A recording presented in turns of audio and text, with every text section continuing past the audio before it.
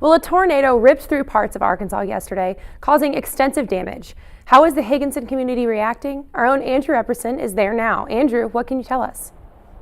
Well, that's right. I'd say the community is shocked. That is the only word that I could use to describe it. I've talked to a few people here in town, including a man whose house fell in on top of his vehicles, his cars, and he said that it was probably one of the lowest moments of his life. I did do a Facebook Live where I walked around the town and I talked about it if anybody wants to go check that out.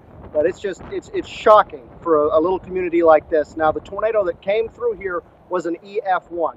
Just down the street in Kensett, there was an EF2. So there was multiple vortexes associated with this tornado. This is a very severe storm that was just associated with a large tornado outbreak that kind of went through the Midwest just yesterday around this time.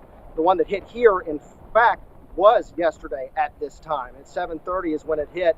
And from the people I talked to, it only lasted a few seconds. In fact, like 4 or 5 seconds. It was a rain-wrapped tornado, so nobody could see it. And so it was dark, just like it is out here right now.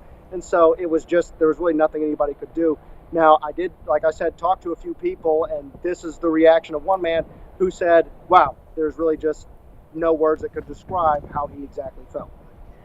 It was very, you're stunned, like you still don't really believe it all happened as you wake up the next day. You're just kind of like, you look outside and you're like, holy crap, like, you don't really know how to handle it.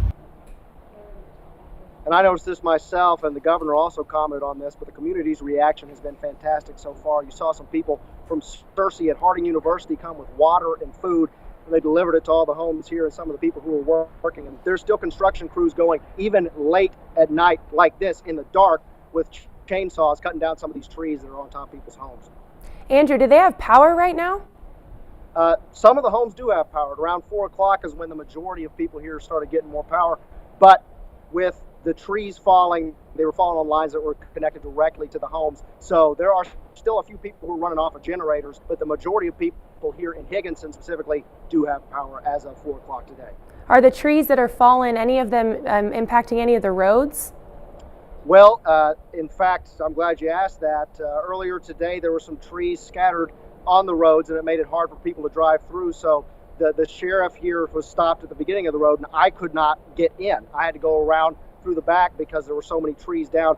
While trees are playing a major factor, and they certainly did earlier today, the main component that people were watching out for were the power lines that were down because it was very wet and there were some trenches filled with water, and these power lines were dipped into the water. And so as you can tell, there were definitely some hazardous areas here in Higginson, but power lines and trees were definitely playing the major factors in terms of precautionary measures that the city was trying to watch out for. All right, well, thank you so much, Andrew. Arkansas is in an area known as Tornado Alley, and this is a hot spot for severe weather, so this more than likely won't be the last twister the state sees this year.